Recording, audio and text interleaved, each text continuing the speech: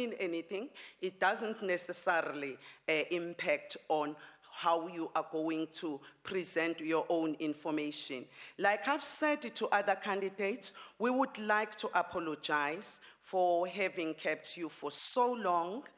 And unfortunately, the nature of these processes are such that you have to do a job, and members must be given an opportunity to ask questions. And we are not barring members from asking any question. Without further ado, Mr. Hofmeyr, you were told that you were going to be given 10 minutes to make your case before this panel.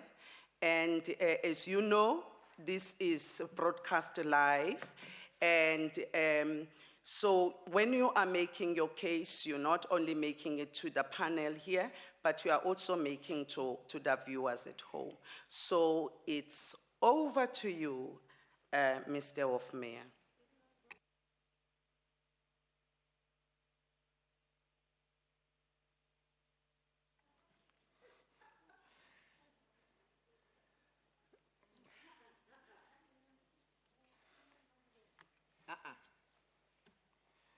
These members are still wide awake, and I have to keep on telling them not to disturb you. Go on, Mr. Hofmeyr.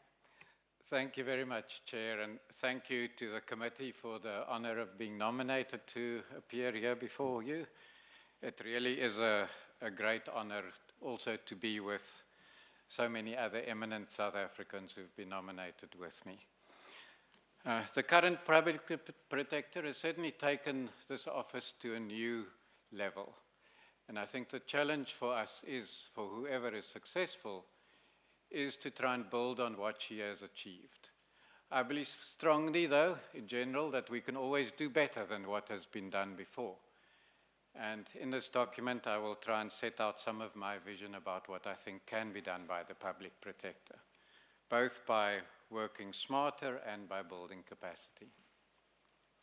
I'm obviously not going to be able to say everything I want to say in 10 minutes, so I hope you will ask me questions that will allow me to expand on some of it. I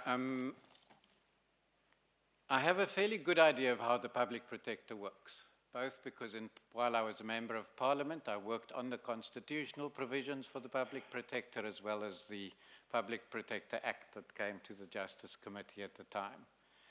At both the Asset Forfeiture Unit and the SIU, I worked with the Public Protector on a number of cases. And frankly, I was also investigated, or my staff was investigated by the Public Protector when certain people that we'd acted against made complaints against the Asset Forfeiture Unit. I'm glad to say that nothing was found wrong in what we had done. I applied for this position because I believe I have the right skills and experience for the position. But also it's because it's a position I would be proud to fill. And where I believe I can make a real impact and difference to the scourge of maladministration and corruption in our country. My passion has been to make a difference to South Africa and to help to better the lives of ordinary people. And I've tried to do this both of my previous life as an activist and a human rights lawyer, but also in the work that I've done at the Asset Forfeiture Unit and the SIU. I do have good knowledge and experience of state institutions at all levels. I've got a good idea of what works, what doesn't work, and what can be fixed and how it can be fixed. Especially from my work at the SIU and its investigations and recommendations for remedial action, which is quite similar to what the public protector does sometimes, but also for the strategies that we help to develop at the anti-corruption task team and from the corruption cases done by the SIU. I believe that the public protector should be doing broadly 4 kinds of cases. I think the first one is the ones we're probably most familiar with, the very big individual cases that matter because they involve large amounts of money and the waste of public resources. And they also impact most on the perceptions that the public have about corruption in our country. Secondly, I think there are other areas in our country where there are big systemic problems that affect many people, but they aren't big transactions. I'm talking about issues like bribery to get driving licenses, traffic fines that disappear, very often for RDP housing or for jobs. People are required to pay bribes. And then I think another area that I would like to sort of highlight is cases that impact on the future of our country. I think the sale of jobs in schools, for instance, is for me something that really has the potential to have a very negative impact on the future of our children and the country. I think there has been some debate about whether the public protector should play some role in government's anti-corruption strategy. And while I think it's important that it must remain independent, I do think there are areas where it could cooperate with a more general anti-corruption strategy, and that we should explore that. And finally, I also think it's important, there's a lot of concern about social justice issues in our country. I think it's important that some of the issues that are taken up impact on that, and in conjunction that we try and improve access to poor people to the services of the public protector. I have learned in my many years in the state, it's now 17 years, that we can do more by working together in partnerships with other institutions. As I said, I have worked with both the AFU and the SIU with the public protector, and I think one can build on some of those collaborations for the future.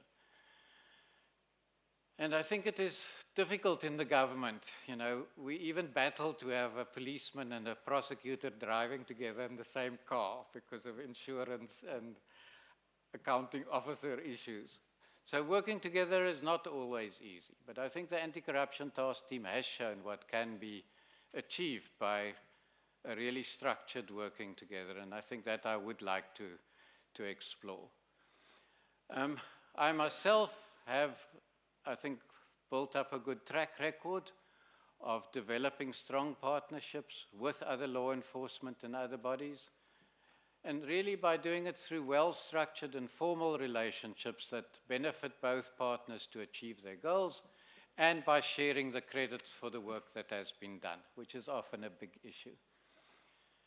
In terms of my skills and experience for this job, I have considerable experience and skills in managing large and difficult investigations. And I think that is a big part of the job for the public protector as well. Most of my experience has been as head of the Asset Forfeiture Unit, the SIU, and the Anti-Corruption Task Team. I have managed some of the biggest white-collar crime cases in this country. Mr. Phillips, you will have read about in the meantime. The Lebanon collapse, the Fidentia collapse, Mr. David King, Shabir Sheikh, the Bosasa case, Gauteng Health, and a big tax crook called Hendrik Delpoort. In all of those cases, we have frozen and in many cases seized assets at the Asset Forfeiture Unit. I've dealt also with the very extensive civil litigation that happens in these cases because the crooks seldom want to go on trial. They want to fight all sorts of preliminary battles in court. I do think that I have the integrity to deal properly with these big and difficult cases. I believe resilience is very important in dealing with such cases. You will have seen from my disclosure, I've faced criminal charges that's been laid against me. I've had many nasty press reports and so on. And I think those are things that are part of the job when you take on the big and powerful.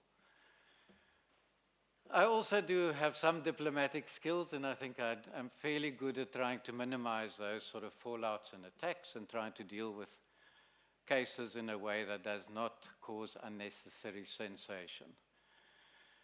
I do have some other challenges that I raised in my questionnaire. I don't have the time to deal with all of that in the presentation now. Another area where I have good skills is in the sort of smaller systemic corruption areas that I alluded to before. The bribes for housings, RDPs, driving licenses. Those sort of cases where it is impossible, because the corruption is so widespread, it's impossible to investigate every single case. And you really have to devise a clear strategy to deal effectively with a significant volume of cases, but also to ensure that you focus on those cases that can have a deterrent impact wider than just the actual cases that you investigate. But also very important in those cases is to identify and work with the departments concerned to address some of the systemic weaknesses that emerge. I believe, though, that a big part of what we have to do is to develop more sophisticated investigative techniques. And especially at the SIU, we've developed quite a lot of expertise in cybercrime, using the massive data that there is on our telephones, computers, and everywhere else to help us break cases. Another very interesting area that we've explored with Treasury and others is the analysis of what is called big data these days, looking at the various records that the state has, whether it's on the procurement system, the payment system, and essentially setting tests that try to identify transactions that are potentially suspicious. Rather than trawling through all the cases, this has proved to be a very, very useful way of focusing investigations and obtaining results. And I think the last area that I've... Mr. Hofmeyr, you have 2 more minutes Okay. to go. The last area is business process analysis. It's on the slide, so I'm not going to say too much about it. I also wanted to just mention briefly, I do think that we need to build up the skills and the professionalism of our investigators in the state. There are new professional organizations that have been formed. I think we need to ensure that our investigators start joining those associations, that we work with them to up our skills and capabilities. Just a quick slide on all the work done on civil litigation at the Asset Forfeiture Unit. We've been to the Constitutional Court 11 times. We've won 10 of those cases. The other figures are on the board. I think an important issue here is the management of state institutions. I think there's a whole range of regulations, rules, procedures of how you run organizations in the state. I do believe that I have pretty good experience and knowledge of managing state institutions. I've been an accounting officer for a special investigation unit. I've been part of all the audits at the NPA. And I think lastly, one of the points that I would like to make is that we neglect the training of our managers in the state. We assume that people, when they are promoted, will be good managers. And I think one of the things that I've really seen bear dividends is to have much more intensive and specialist management training for our managers to ensure that we do our jobs better. Lastly, just to say, I do believe in participative management. I really believe in appointing strong people around you who can challenge you, force you to think, make sure that you are correct, but also that it's important to try and build consensus in your organization on how to tackle problems. It is not up to the big leader to try and do everything by himself. I think my time's probably up, so I may have to miss the last couple of slides. Thank you very much. You will have an opportunity as members ask you questions if there are certain aspects that you think are important that you would like to put forward. Members, last time I had started this side. Now I need to start from that side. Are there any questions, members? Honorable Koranov, there is no uptake this side, or Honorable Shivambu, Honorable Swart, Honorable Msimang, is your hand up or you are just chatting with your good neighbor? I'm not sure, I'm just going through that side. Or it's down, okay. So it's gonna be Honorable Koranov, Honorable Shivambu, Honorable Swart. And we'll come this way, then Honorable Masondo, then Honorable Breitenbach, in that order. You will get to the next round, Honorable Bongo. Honorable Koranov? Thank you, Chair, for the opportunity. Thank you for your presentation. If I look at the comments of Corruption Watch, you know, they really praise you with regard to your leadership in terms of the AFU. And they say, you know, they really mention fantastic, noteworthy statistics. But then they come back with a sting in the last paragraph to say media reports, you know, and being a lawyer myself, I don't know how can that be evidence, but media reports have alleged that Hofmeyr played a central role in dropping corruption charges against President Jacob Zuma, and then they carry on. You don't need to comment on it, but I give you the opportunity if you want to comment on that.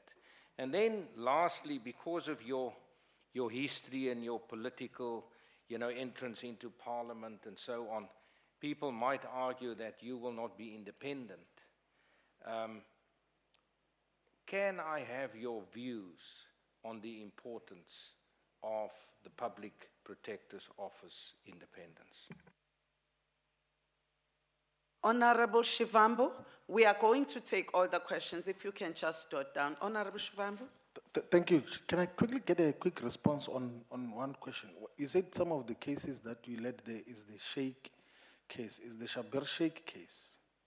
Yeah, I wanted to understand what informed the decision then to only charge Shabir Sheikh with corruption charges when the person whom he was committing the corruption with is Mr. Jacob Zuma. Why didn't you charge both of them?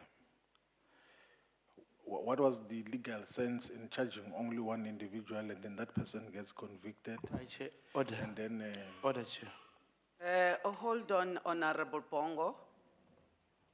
Order, Continue. Chair. No. This question is not relevant, and this question is sub judice.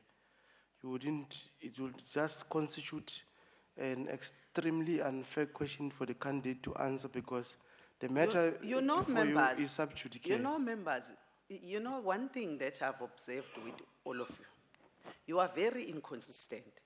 We agree on a process, we allow all the different questions to be asked. Then at some stage when we get very sensitive, we want to stop the question, and it makes it very difficult for the chair. That is why I have swung from being a very good chair to Honorable Shivambu to being a very bad chair. But I'm raising a matter of law, Chair. I'm not raising a general matter. I am saying to you, Honorable Bongo, I hear you, but I want Honorable Shivambu to ask his question, because the challenge that you are going to have is that what if this question has got to do with his own exercise of fairness in his application of the law? I am not sure, but I'm just saying let's just be tolerant, members. Please, you've been doing very well. Let's not spoil this thing. We only have how many candidates to go? We only have 2 more to go. Okay, Honorable Shivambu, can you proceed? Thank you, Chair, for protection from... yes, I was still continuing with that question. What was the legal sense of charging only Shabir Sheikh succeed, and then he did not charge Mr. Jacob Zuma, the president of the ANC? And understand that in the process of dropping the charges... nawe phela. Ha, wahlala manje. Ngikuprotectile manje usuhleli. In the process of dropping the charges again now, the more than 700 charges of corruption, racketeering, money laundering, fraud, you were part of the decision that said that the charges must not be continued. What informed that? And now you have lost in court. The NPA has lost that decision in court. The charges have to be reinstated after it fails again in the Supreme Court of Appeal and the Constitutional Court. What informed that? How should we trust you? Can't we now suspect you that maybe you are just some extension of the person whom you have been avoiding to charge for a very long time? Aren't you trying to come to the public protector's office to continue with the protection of a possibly corrupt individual who steals public money for himself to enrich himself and his own family, and is currently captured by a family that is corrupting the whole of South Africa? How should we trust you to be a public protector in South Africa when you've got a history of protecting one individual? Now, coming to practical issues on how are we going to handle with the issue. Honorable Shavambu, if you can also remember that we still have other members to ask questions, please. Thanks, yeah. How are you going to deal with the accessibility of the public protector's office, particularly in the rural areas? There's 54, 52 districts in South Africa. There's 20 offices of the public protector. There's 240 plus municipalities. It means that in many areas, far-flung areas of South Africa, you do not have public protector's offices. Practically what are you going to do? The public protector incumbent already was discussing the issues of the funding model of the public protector's office on the basis that the appropriation process does not allocate adequate money to the office of the public protector to reach out to everyone, to deal with all the cases that are brought forth for the attention of the public protector. So what are you going to do if you ever become a public protector, which is not a recommendable thing to do? Sure. Thank you very much. And as a matter of record, this is the former spokesperson of the African National Congress Youth League. Proceed, Honorable Swart. Thank you, Chair. Chairperson, what is the relevance? I of that? wanted to. Honorable Why don't you Shibambu. say that former spokesperson of a former organization that doesn't exist anymore? So at least that was going to be relevant. Honorable Shibambu, that's history, we can't change it. He said he was arrested in 1976. That's history, we can't do anything about it. It's history. Honorable Swart. Thank you, Chairperson. It's good to see Advocate Hofmeyr again. We've come a long way together, and you've been exceptional in the SIU, the Asset Forfeiture Unit, the NPA. What makes you want to leave the NPA when you've been doing such an incredible good job there, and the need over many, many years that I've seen the work that you've done there to apply for the public protector? I think you may be eminently suitable for it, but in weighing up how best your abilities are applied, and is it, carefully phrase this, you did very well in the SIU and then you were moved. You did very well in the Asset Forfeiture Unit and then you were moved. Now you are in charge of legal civil claims in the NPA. Do you have a sense of frustration in the NPA? And is that why you're seeking greener pastures? You don't have to, I mean, can I just also then, on page 17 of your page, there's a whole lot of issues there that really show your standing up against your own political comrades when it comes to certain issues, such as when Advocate Piccoli was suspended. You referred to the Celebi matter. I just wanted to ask you particularly, you referred to standing up against the then NDPP, Mr. Simelane, about his decision to withdraw the freezing order relating to 100 million rands worth of assets of Mr. Fani Shlongwane, and that was the arms deal issue. On that particular issue, what is your response to the Commission of Inquiry now that has found there was no corruption, given that stance that you took in those years about that freezing order? Then can I just ask you, with your vast experience and having been a member of Parliament here as well, the relationship between the Public Protector and Parliament, and particularly relating to the independence of the Public Protector as distinct from the NPA's side, the accountability to Parliament, how do you see that? And what was your view on the binding nature of the remedial actions before the Constitutional Court decision. Thank you, Chair. Thank you very much, Honorable Swart. I almost said Comrade Swart. There's something comradely about you. I don't know what is it, but I'm known nice. as the Swart Gevaar. Okay, Honorable Masondo.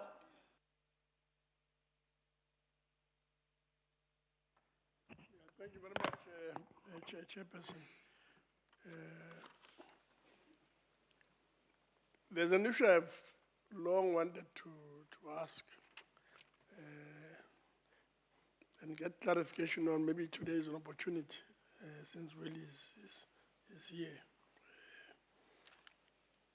And this issue relates to the way in which controversial issues are forever in the media.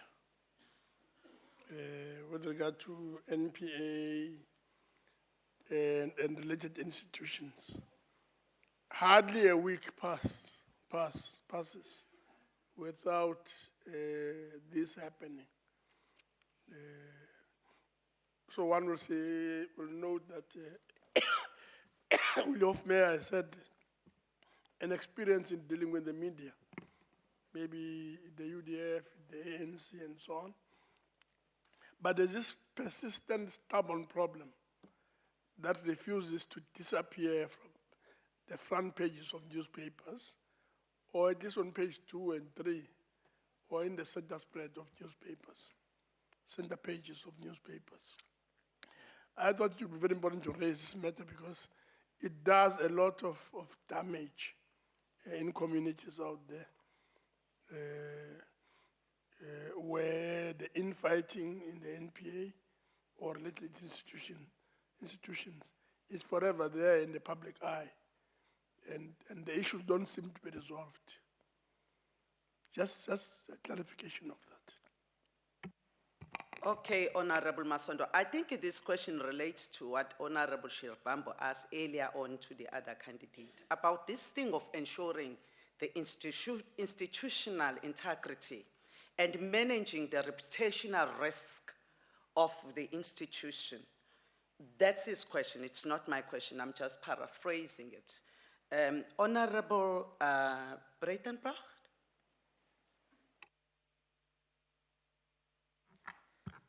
Hi, Willie, how are you doing?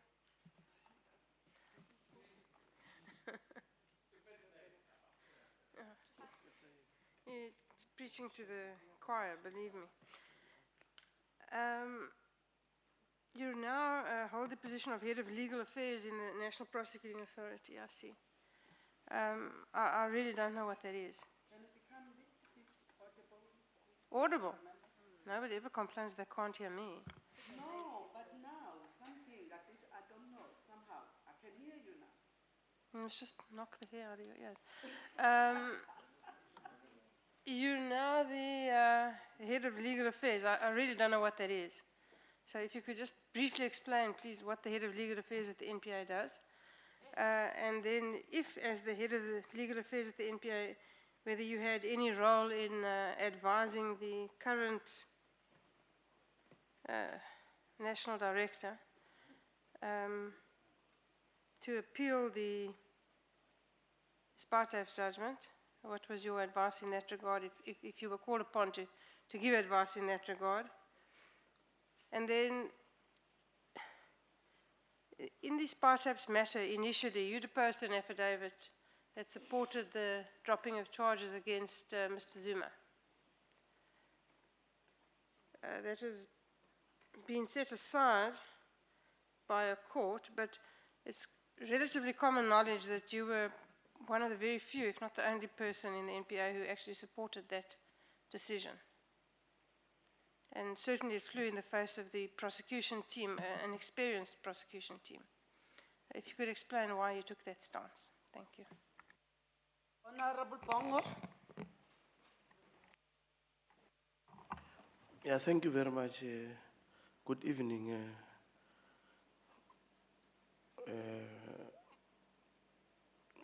Mr. Hofmeyr. I think to start with, I must say this, that from the CV and from what I know about you is that you are a man of integrity. So that I can raise my hand for. And I do really appreciate that.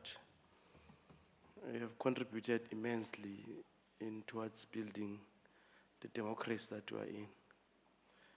Now, I want you to share your views and ideas around the fit and properness of your candidacy around the issue that it is alleged. I want your comment that when we approached about the post, you said you know you are not going to be shortlisted. And that was taking rounds in the media circles. And when you were shortlisted, you also allegedly said that I know I'm not going to be taken.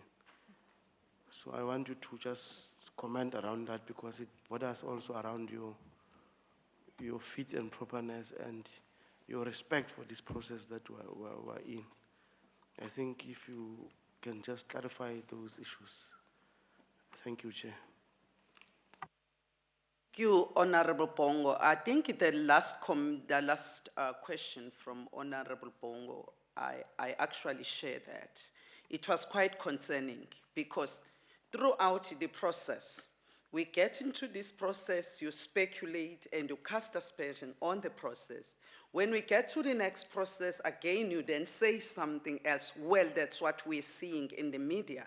And maybe it's going to be important for yourself to place the correct perspective on record. Over to you, sir. Thank you, Chair. That's a long list of difficult questions, but I must say I expected some of them at least. No, and they shouldn't be.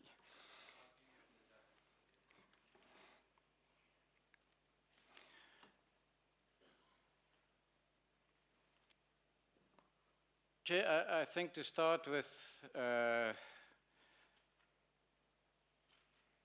questions raised by Mr. Korenhoff.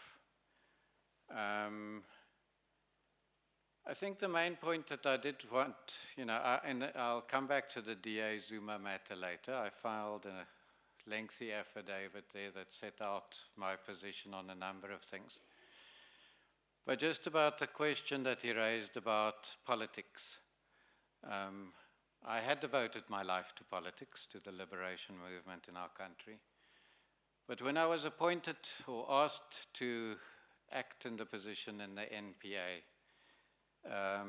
I realized very quickly that it was a potentially conflict of interest kind of position. Because very soon cases came to the NPA where ANC comrades that I knew very well were being accused of crimes. Sometimes there were accusations that they were being accused falsely. But I realized that it would be very difficult for me to remain a member of the ANC and take decisions about people that I knew very well with credibility. So I let my membership of the ANC lapse. I did not renew it after my appointment. I think I still broadly support the ideas and policies of the ANC, but I've not attended a single ANC meeting, I think maybe since 2001 or even earlier than that. I've remained neutral in party political terms. And I think that is important for my work, for the work that I was doing, because it is very easy to cast aspersions or to cast certain decisions as having a political agenda. And it's just awkward, At that stage, I probably knew half the cabinet ministers, and if I seen in their company and the next day there's an accusation that has to be investigated, people will ask the question, how do you investigate somebody that you are seen with socially? So, those were just tough decisions I faced early on, and I talked to some of my friends, and that was my decision, that I should adopt a politically neutral stance in my life, hard though it was. On Mr. Shivambu's questions, I think there were two cases. I cannot speak to you much about the decision taken by the then NDPP that there was not sufficient evidence to be sure of a prosecution. Although the entire NPA management was involved in that decision, I was excluded from that decision, so I only heard about it afterwards. We worked on the Sheikh case for several years, did a hell of a lot of work on it. I think the forfeiture order that we eventually got was for 43 million rand, which was quite one of the biggest orders we've ever obtained.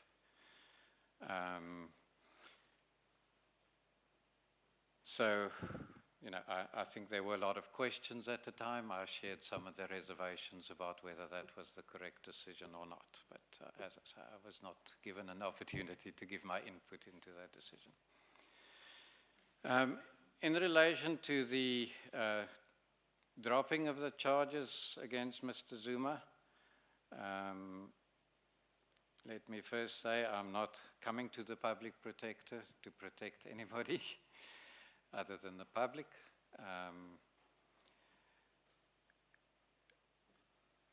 The decision that we faced with in 2009, I've dealt with extensively as other members have said in the affidavit I filed in the DA Zuma matter, and I would urge you to read it. It is a rather lengthy and painful story.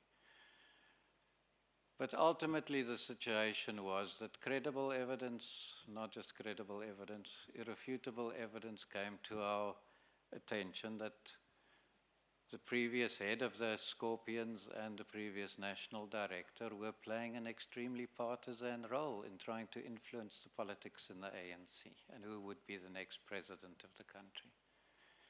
I think I and many of my colleagues were very, very concerned about that, because our real only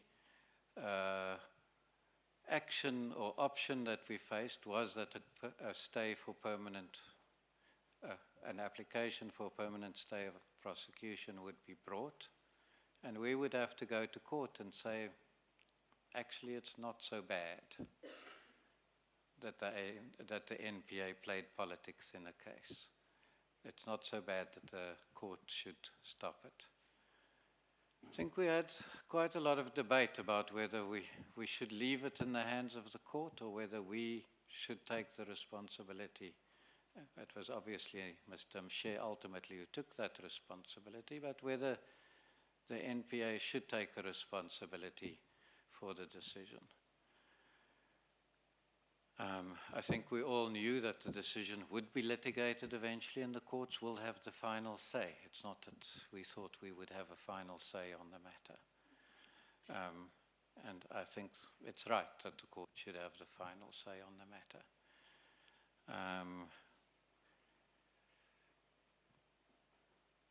Yeah, all I can say is we were faced with a very difficult position, and I suppose history will judge us one way or the other whether that was the right decision or not. But it is a decision, certainly from my part, that I thought was important to try and retrieve the integrity of the NPA, which, if you think back about that time, was not in very good shape.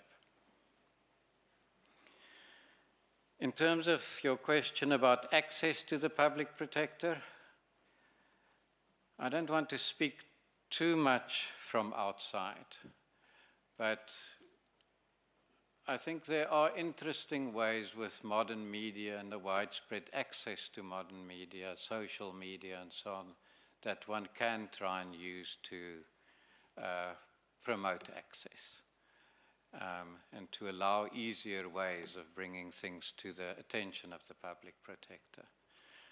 But it is for me linked a little bit to the questions that I didn't get to in my presentation, and that is that we have to accept that we have limited resources. I think one of the things I have done well in the organizations where I have been is to improve productivity dramatically. I'll show you the one slide, which is the performance of the asset forfeiture unit over the years that I was in charge of it.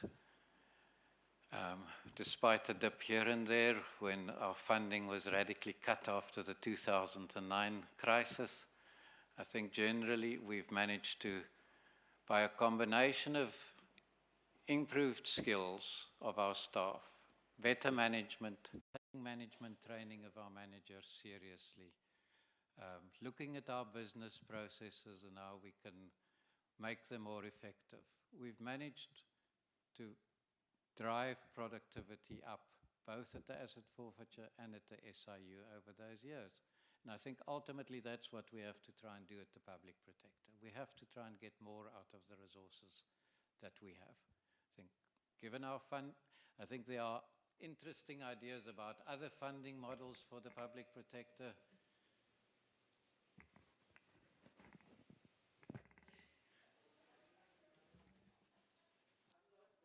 But the reality is that I didn't hear it. There was too much noise in my ears. But the reality is all of us in this state have to up our game. We have to do more with less.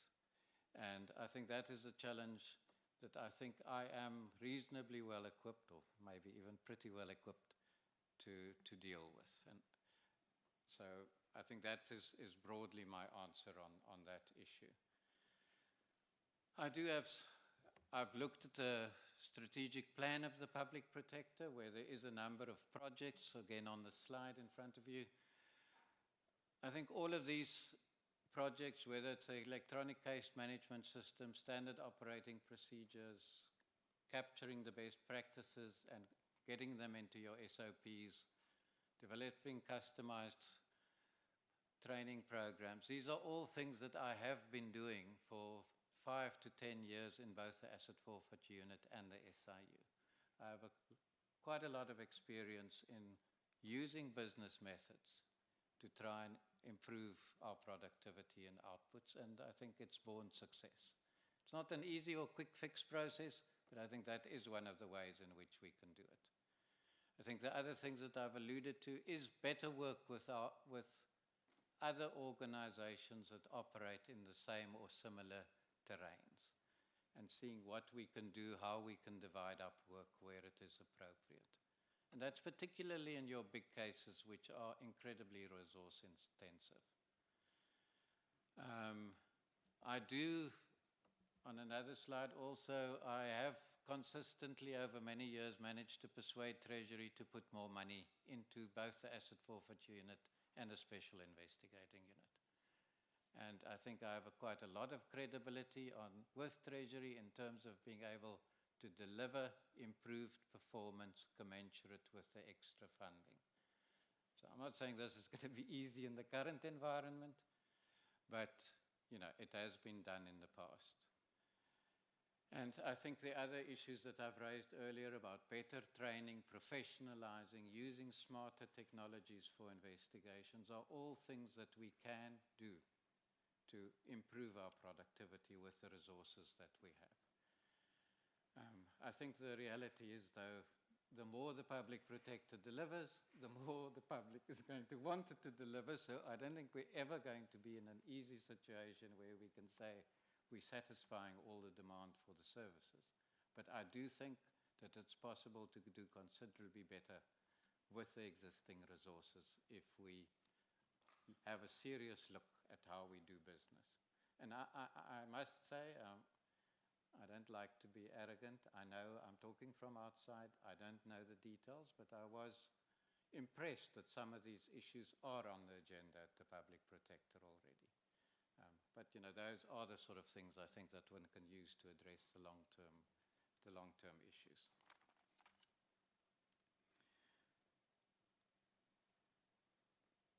I think there has been some ideas about the funding model for the public protector, whether other sources of money can perhaps be channeled to the public protector. I think those are issues that Parliament more than us has to grapple about and whether it's possible. But certainly, I think the success of the public protector in many ways has generated an increased demand for the services, and I think we have to find ways of coping with that. But it is more a policy issue to some degree. There's some things we can fix internally, but the other things, it's up to the legislature and government. I was asked why I would like to leave the NPA. I'm not doing the job in the NPA anymore that I was recruited for and where I had expertise, that is asset forfeiture. The job that I'm doing at the moment is mainly to be an efficient postbox to channel civil claims to the state attorney. Can't say it's a job that makes me jump out of bed every morning. And it's also not a job that keeps me busy for more than 3 hours a day. And I like to work 10 to 14 hours a day, so I'm a bit frustrated. And that's why I am interested in other positions. I didn't apply for this, to get back to your suggestion, I didn't apply for this position in the expectation that I will get it. I knew that there are some really good candidates, some of them who've been in the public protector, have the experience of the work. But I thought I had a reasonable chance to get the job, and that's all that I've said. I don't know what you have heard, but I was hoping to be shortlisted, and I do have a reasonable expectation that I may get the job. But I will never assume that the job is there for the taking for me. It is a process, and the process should go its proper course. I think from Mr. Masondo, the question of controversial issues in the media, I have not tried to. I have deep concerns about what's happened in the NPA. I had deep concerns about what happened to me. I kept them to myself until the NDPP filed an affidavit in a court case that accused me of having no integrity and manipulating processes and so on. I agonized about that very deeply. I consulted with senior counsel and other lawyers that I respect very deeply, and they advised me that I should file an affidavit to put the record straight. It was not an easy thing to do. It was pretty painful to do that to my own organization or to the boss in my organization. But I think it was, however painful it was the right thing to do. And my integrity matters to me. If people are going to accuse me of misbehaving, of lying, I do have to answer it. And that was the only legal way in which I was able to answer it. Fortunately, those are difficult things to do, but sometimes to do the right thing is difficult. I've done it in the past. I've not shirked away from the consequences, and if I have to do the right thing, I'll do the right thing.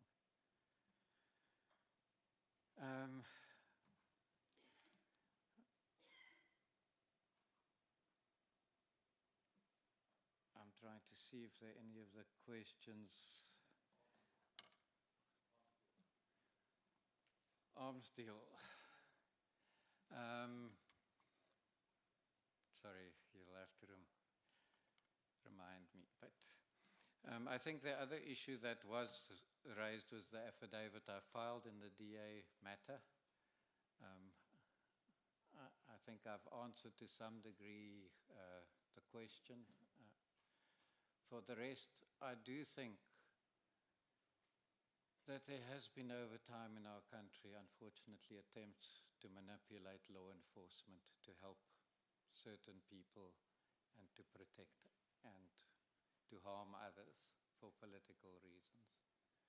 And I think, that's something I have fought against in all my time at the NPA. In the beginning, I may have been a little bit naive about some of the things that were going on. But I do think that one has to find a way of sending a very strong message about that.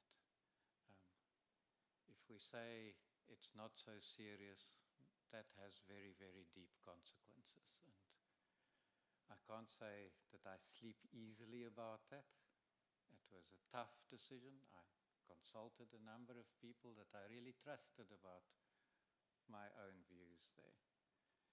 And I still think that even though it's heavily criticized, that it was the right decision in the circumstances to make. But I can see why other people who perhaps have not suffered the same pain that I have disagree with me.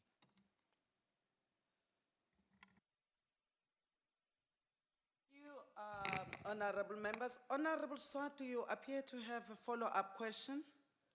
Help Advocate Hofmeyr about the question about the seizure of the 100 million rand of assets of Mr. Shlongwane, where you opposed the then NDPP about his decision to withdraw the freezing order, and what, in the light of your decision there, what your views of the Arms Commission that has just come out. Thank you. Okay. Honorable Breitenbach, you want to have a follow-up too on that? No, I don't want to have a follow-up. I want to have an answer. Oh, just hold on there. Then Honorable Shimbabwe, you wanted to have a follow-up? Yes, there's an important issue, Chair, which I think maybe you must speak to, that relates to SIU and Public Protector. Can I speak to that briefly? That You may. Yeah, like what do you envisage to be the relationship in terms of investigation between SIU and Public Protector? I'll give you a specific example that in the Nkandla corruption, you conducted a parallel investigation and then came to a conclusion that the excessive payments and non-security upgrades and overpayment of fees amounted to about 155 million rands with regards to Nkandla, and then the constitutional court processes concluded at 7.8 now. Well, the percentage of what was supposed to be paid. What could be a consolidated investigative action so that we are not very far from each other in terms of some of the numbers that get to come to that? I know that when Parliament went to recess for the local government election now, there were requests for Parliament to follow up on the decision of the Constitutional Court that because the President failed to uphold, defend, and respect the Constitution as the supreme law of the land, there must be some sense of action taken. So as part of the people who drafted the Constitution, you did not give that option of what happens to a president that breaks the law. And it's not necessarily a criminal case, but it's an issue that is about violating the Constitution. There is no such provision. What do you think is to be done now that there is a Constitutional Court ruling that says that a president has violated the Constitution? What should Parliament do? Can you please advise? I'm asking you, you will provide good assistance because you are part of those who drafted Chapter 9 of the Constitution. I'm sure you'll provide guidance. Honorable Floyd Shivambu, I think we are going, if you can note that question so that you can answer it in the next round. I was under the impression that it was a follow-up question, and it's actually an entirely new question. Can you respond to Honorable Swart's question, follow-up question, so that I can go, so that I can take the other members quickly? Thank you, Chair. Mr. Swart, please, I'm not an advocate. I'm a proud attorney, so I'm just a mister. I think to recap what happened in the arms, in the Fana Hlongwane case particularly, is that the asset forfeiture unit had obtained, through mutual legal assistance requests and in conjunction with the Scorpions at the time, a lot of the investigation outcomes of the British and other overseas international investigations. I think we had overwhelming evidence that certain sums of money in bank accounts, and I don't want to give rand figures at this stage because currencies and all of that, but significant amounts of money in overseas bank accounts were the proceeds of bribes, essentially. We took that evidence to court. The court granted us a freezing order. Subsequently, Mr. Hlongwane's lawyers made representations to the then national director. I sat in the representations. I was not persuaded that they had given any satisfactory explanation, but the national director was persuaded, and he decided that the application should be withdrawn. It is within his rights to withdraw it because it is brought in his name. So I think that he agreed that I could say publicly that we at the AFU disagreed with his decision. So it wasn't an act of rebellion. It was something that was agreed between us. Suggest that you answer Mr. Honorable Shivambu's question after this round, which is the final round. Can I get the indication from members who would like to speak? Okay. Honorable Van Dam, Honorable Breitenbach. Oh, he hasn't answered your questions. Oh, okay. Honorable Breitenbach, if you don't mind, I just want to make sure that you answer the question. What aspect of your question was not answered? All of it. Okay. So let me remind him. Maybe you might have to help me. No, I'll remind him. I asked what the head of legal affairs does. I have no idea. And then, well, not sufficiently.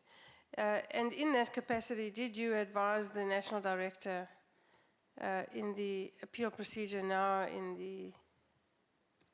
the matter that's on appeal? And if so, what was your advice? And then it's commonly known that you were one of probably the only person who supported the dropping of charges against Mr. Zuma. Why did you do so? And why was the view of the prosecution team not given more weight at the time? Thank you. Okay. Would you like to answer that question now? I haven't forgotten your question, Honorable Shivambu. He is going to answer it. This one is directly linked to what she asked earlier on, and what you raised later on was new from what you had raised. Yes, Mr. Hofmeyr? Okay, let me say that the Legal Affairs Division is essentially supposed to deal with all civil litigation. After my appointment, it's supposed to deal, or was dealing with mutual legal assistance requests, where we obtain evidence from other countries or vice versa, with our obligations under international treaties. Both those functions were removed from me once I had taken the position. It also deals with civil claims and applications that are brought against the NPA. Almost all those applications were also removed from the Legal Affairs Division, and some of the claims. So that's why I don't have that much work left at the moment. On the issue of the withdrawal of charges, I think I've tried to answer as much as I can. But to say that initially I probably was the only person who felt strongly about the issue. In the end, the decision was taken by consensus by the top management of the NPA. So it was not me alone who took the decision, and it was obviously the national director entitled to do it, but it consulted all his deputies. They all agreed, as did the then acting head of the DSO. So I'm not sure that I can add more to it. I know that you are upset about that decision, and we'll probably have to agree to disagree on that. Yeah, I think, members, let's be fair as well.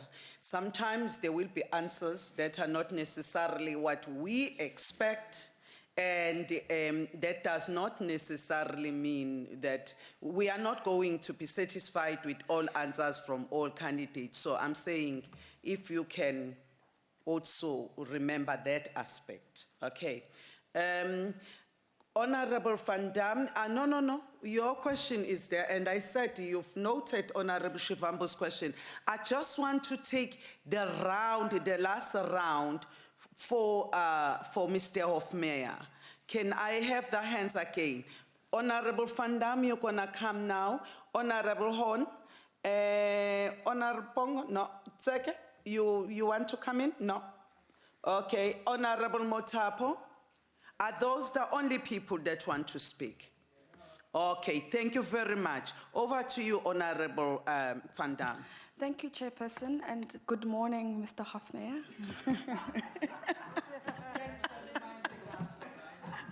Nice to meet you. I just have questions about Andrew Phillips. Are you familiar with that name? Mr. Phillips' lawyers submitted a letter to the committee objecting to your nomination, saying that you're not a fit and proper person. He states that in the year 2000, you oversaw a commando-style raid on his two businesses, the Ranch and the Twister, two strip clubs, I believe. All right. He alleges that you did so with ulterior motives. The matter went to court and he was acquitted, and the judge found that you had singled him out for his assets and not his alleged crimes. What was the outcome of that matter? How much did that matter cost the AFU? And did you have to hand over Mr. Phillips' assets? And also, do you think you conducted yourself during that debacle with integrity?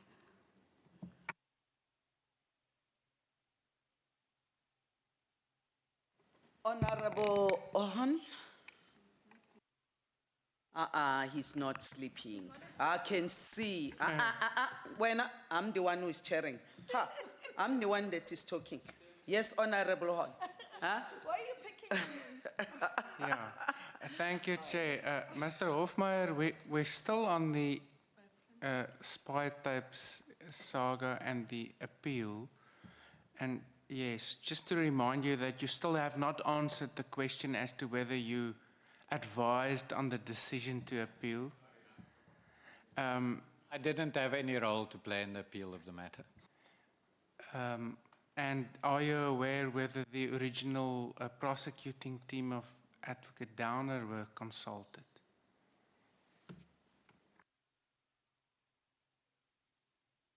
Oh, Honorable Motabo is the last speaker. Okay? Okay, yes. Thank you, Chairperson. Thank you. Good morning, Mr. Hofmeyr. How are you? Fine. Mr. Hofmeyr,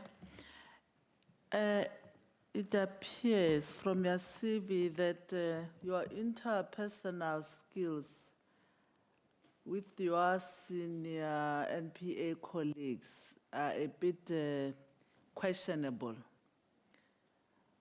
So, will you kindly tell this committee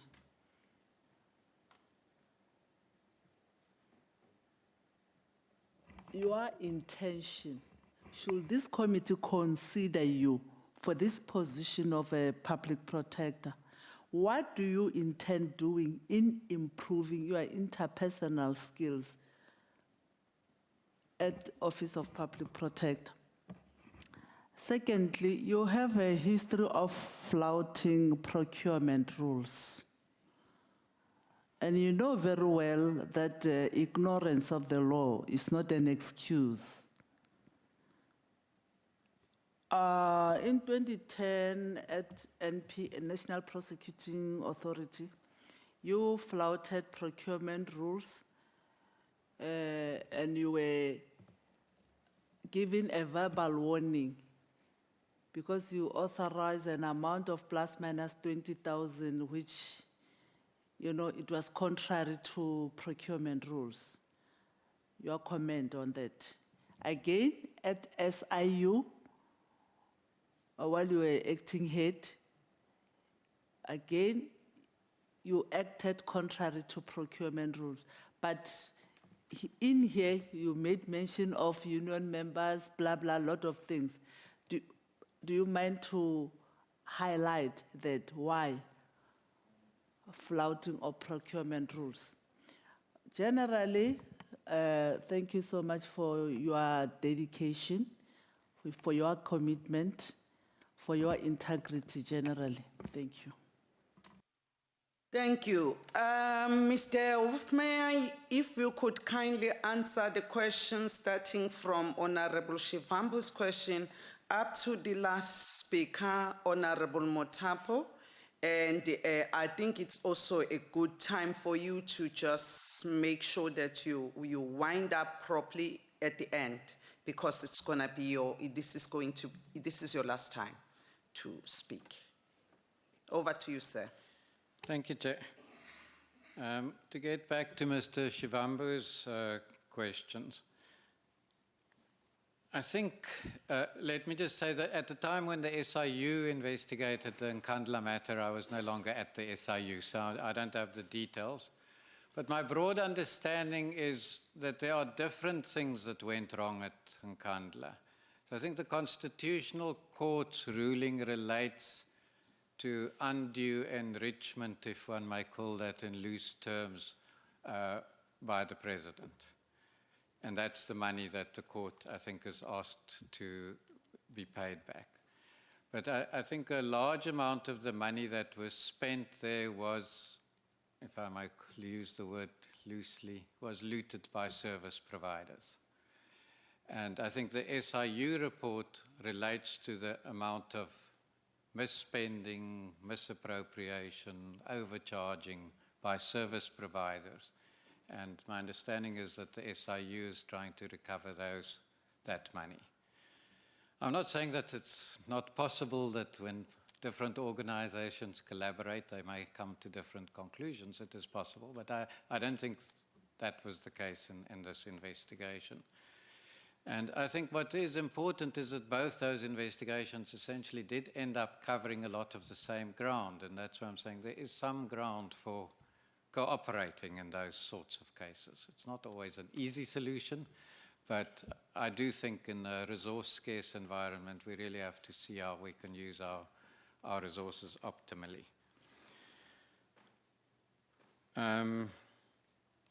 Is that an answer to your question?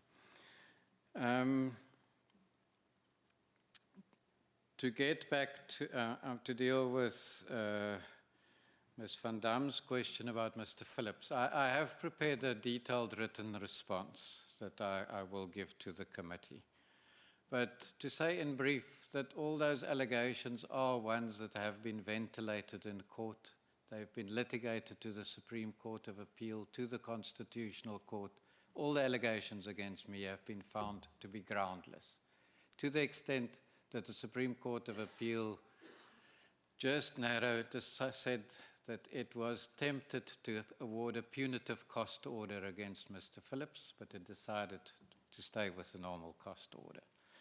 So I've got the details in a written submission. If there any further information the committee would like from me, I would be happy to give it.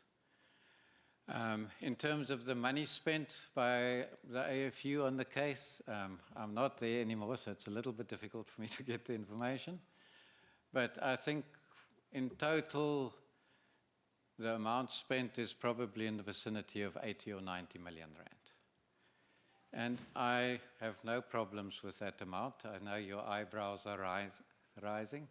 But we took on Mr. David King, for instance, between us, SARS, and the Reserve Bank. Mr. David King, I think, owed the states over R1 billion in fraud. In that case, between us, I think the state spent probably in the vicinity of 500 million rand. The reality is, if we want to take on big criminals who are very rich, we have to be able to fight fire with fire. If we're going to say it's too expensive, we can't do this at a profit, it's actually going to cost us money to put somebody in jail or to seize their assets, we might as well give up the fight against crime.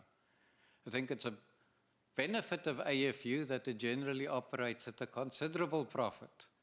But if we say we're not going to take on cases because they're not guaranteed to make a profit, I think that's just plain wrong. Our job at AFU was not to make the state rich, it was to make criminals poor. And I think that we have to do if we are going to be effective against serious crime, whether it's economic crime, brothels, drugs, whatever. If we're not prepared to invest the money that is required, we won't deal with those cases. And sometimes we will lose. Those are high-risk cases. And when we lose, it costs the state money. So, it broke my heart that a delay in obtaining the court record meant that it cost the state 80 million rand. But that is the brutal reality of what happened.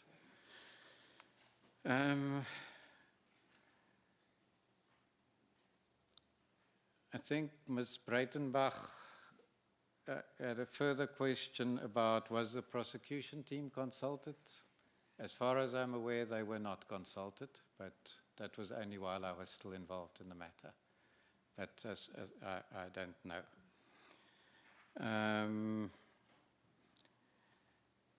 Then on the last question, I think when I said in my CV that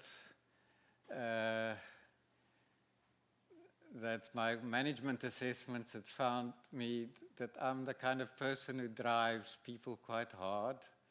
I'm a sort of thinking kind of strategic person. I'm a good leader, but I'm not so good at talking to people about their babies and how their families are and so on. So my soft people skills are not as good as they should be. I acknowledge that. I have tried to work on it because I think a leader does need to be interested in their staff members' well-being, but sometimes it's not always possible. Have I left anything out? I think that. Chair, there was a question which, like the second part of my question about the Constitutional Court having found a president to have violated the Constitution. What happens?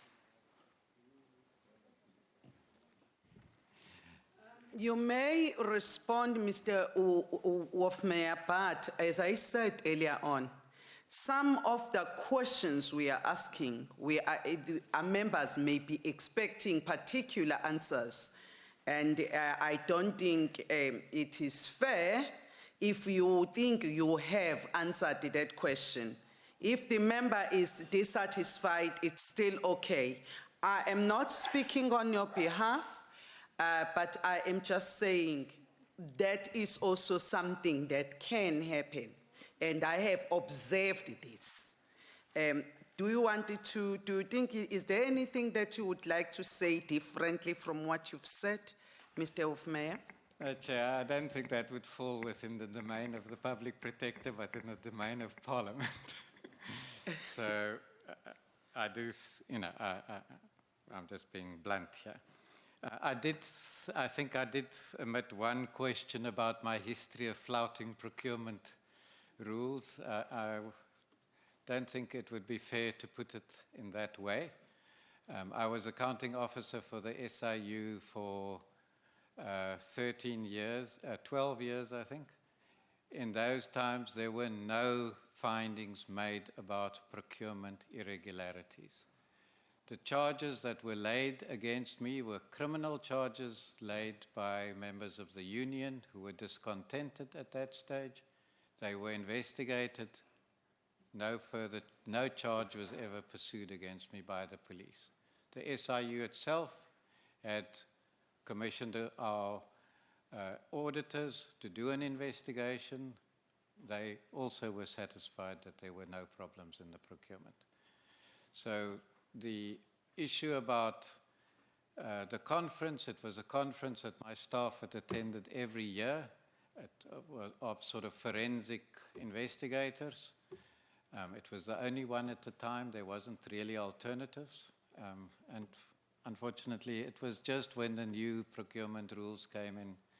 I think the fact that I only got a written warning, I think it was, demonstrated that it was not regarded in a particular serious light, and I've never had any subsequent issues like that.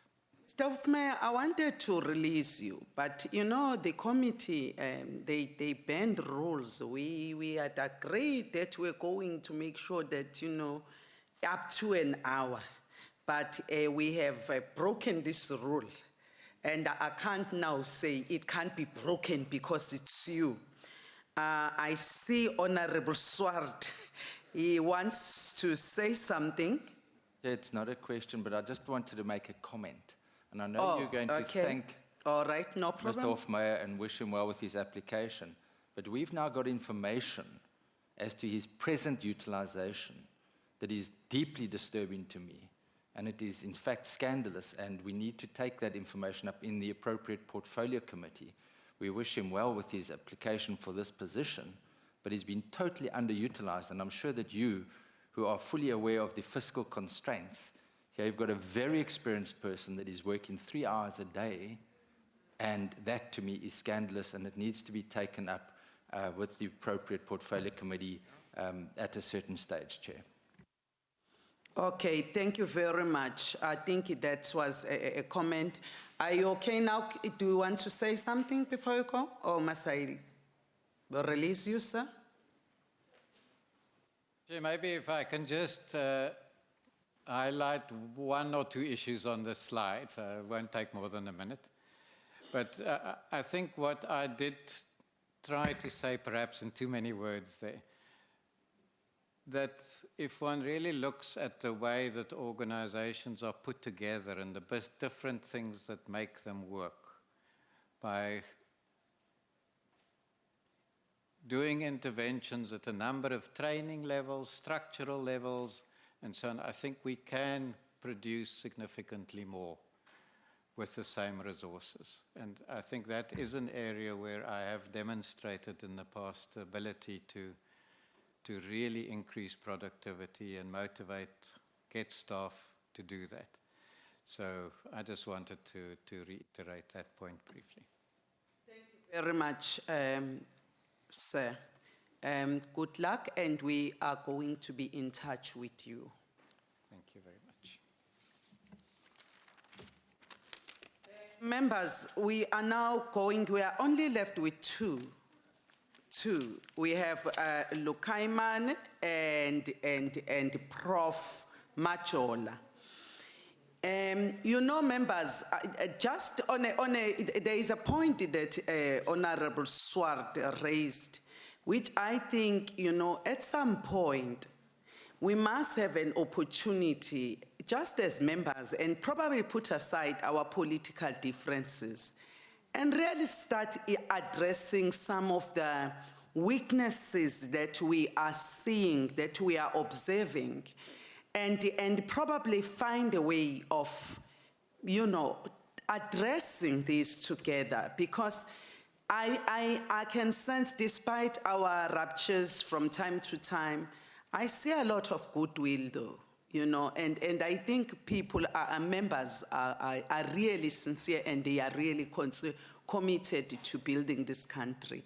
And I just wanted to say that because you raised that issue, which was also another issue that was bothering me a bit, that we can't have somebody with such investigative skills and who has such extensive experience being so underutilized when our capacity in that area is very weak.